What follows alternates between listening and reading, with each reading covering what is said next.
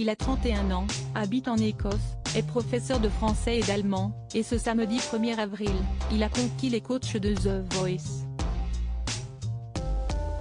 En effet, pour son audition à l'aveugle, Jérémy Le Vif a repris Arcade de Duncan Lawrence ne s'est payé le luxe de voir l'intégralité des coachs se retourner sur sa prestation.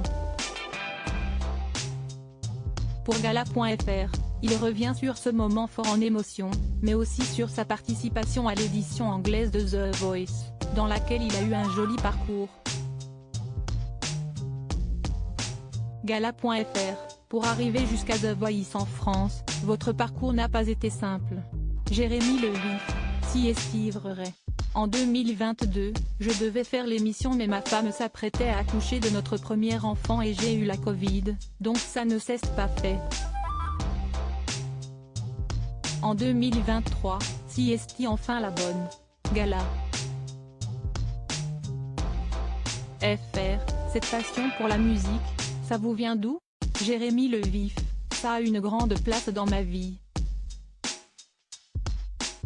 Quand je n'enseigne pas, je fais pas mal de concerts, et ça fait 15 ans que je fais ça, plutôt en tant que passion. Aujourd'hui, si j'arrive à en vivre vraiment, ça serait cool. Je suis un grand fan de Vianney Gala. FR, vous avez participé à The Voice Angleterre. De ce fait, êtes-vous arrivé dans The Voice France avec moins d'appréhension? Jérémy Le Vif, en vrai, si est-il spécial, car lorsque je suis arrivé en France pour faire les auditions, ce qui me stressait le plus, c'était la TNT. J'avais l'impression un peu de remettre la coupe en jeu après avoir fait The Voice en Angleterre, j'avais peur que personne ne se retourne. Gala.fr, tous les coachs se sont retournés sur vous. Qu'est ce qui vous a fait choisir Vianney? Jérémy Le Vifier, j'ai écouté les musiques de chaque coach avant l'émission, mais je savais que je voulais aller avec Vianney, car je suis un grand fan de lui.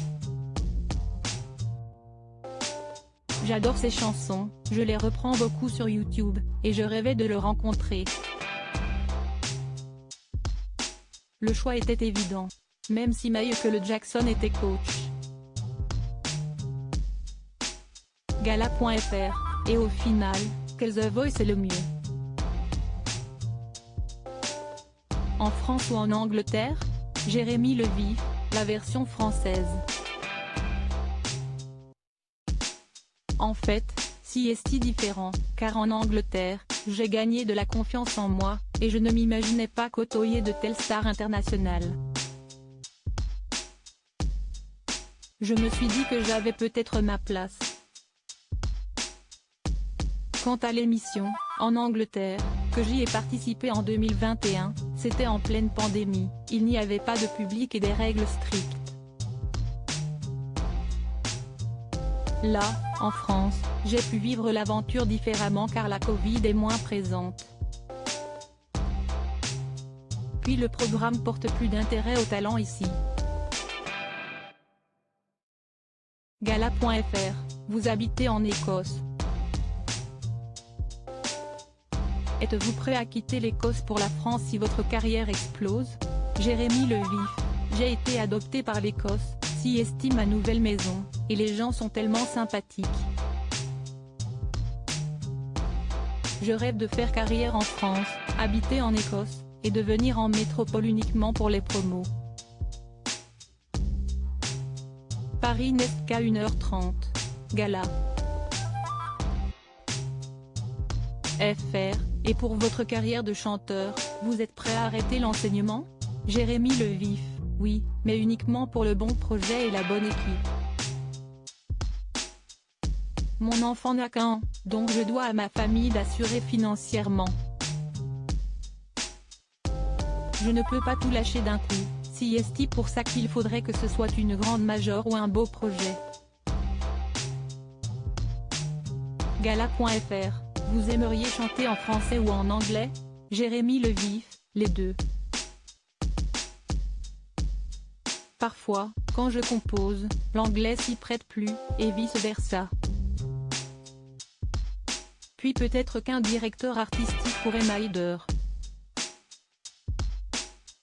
On verra. Crédit photo. TF1 ITV Bureau 233.